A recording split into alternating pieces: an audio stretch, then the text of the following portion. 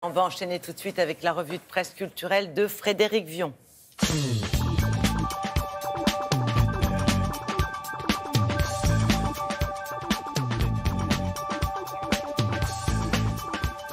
Bonjour Frédéric, Bonjour. Et vous démarrez avec un lieu bien parisien, on va dire. Oui, exactement.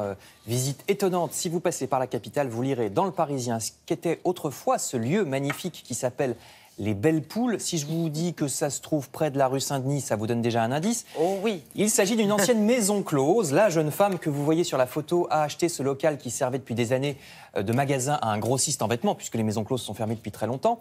Et quand cette dame a découvert le décor de superbes céramiques, avec essentiellement des femmes toutes nues, il faut bien le dire, elle a décidé de tout remettre en état. La façade, elle aussi, en céramique, sera nettoyée et il y aura, à partir du mois de septembre, des dîners et des conférences aux Belles Poules, donc rue Blondel, dans le quartier de la rue Saint-Denis, et l'article est dans Le Parisien. Autre lieu du passé, autrefois, des camions sillonnaient la campagne pour amener le cinéma sous des chapiteaux, en général, vous savez, jusqu'aux plus petits villages. Eh bien, ça existe encore, ça aussi, nous dit Le Figaro. Maintenant, c'est un peu plus moderne. C'est un camion qui se déplie et qui devient une salle de 100 places quand même, avec une séance à 4 €. Des films récents aussi. C'est Pirates des Caraïbes qui l'a projeté dans un village d'Eure-et-Loire qui s'appelle Nogent-le-Roi. C'est un retour aux sources parce que le cinéma, des tout débuts, c'était un métier de forain. Vous savez, c'est ce que rappelle Le Figaro à l'époque des Frères Lumière ou de Méliès.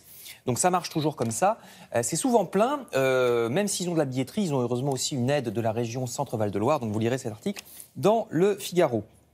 Ça m'amène au festival.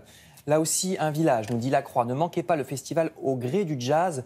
Gré, GRES, il y a un jeu de mots parce qu'il y a une carrière de grès qui se trouve à cet endroit-là, dans le village de Petite-Pierre, dans le Bas-Rhin, en Alsace.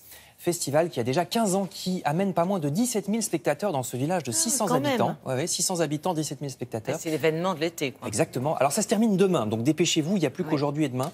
Si vous êtes dans la région, allez-y, vous y mangerez des Flammenkuche entre deux concerts, précise La Croix, puisqu'on est dans l'Alsace. Un peu plus au sud, c'est en Suisse que vous trouverez le festival de Lucerne, dont nous parle Le Figaro, festival de musique classique.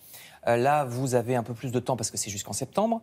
C'est pas les mêmes prix. Il y a des places à partir de même plus de 100 € à Lucerne en Suisse, alors qu'en Alsace, le festival de jazz, c'est plutôt dans les 20 €. Encore moins cher, 7,50 € pour les adultes et 4 € pour les enfants. Si vous aimez les jardins, regardez, vous irez à Carsac, en Dordogne, conseille Le Parisien aujourd'hui en France. C'est pas très loin de Sarlat.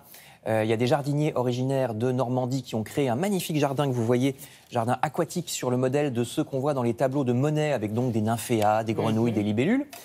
3 hectares à visiter. Enfin, je vous parlais de Monet, je termine donc avec de la peinture. On passe à l'Humanité qui propose une exposition. Paul Delvaux, c'était un peintre surréaliste belge du XXe siècle. Paul Delvaux, vous voyez en photo un de ses tableaux, exposition au Palais Lumière à Évian en Haute-Savoie jusqu'au 1er octobre, et l'article dans l'Humanité. D'accord, donc à ne pas manquer si vous êtes en Haute-Savoie en vacances. Voilà. Merci beaucoup.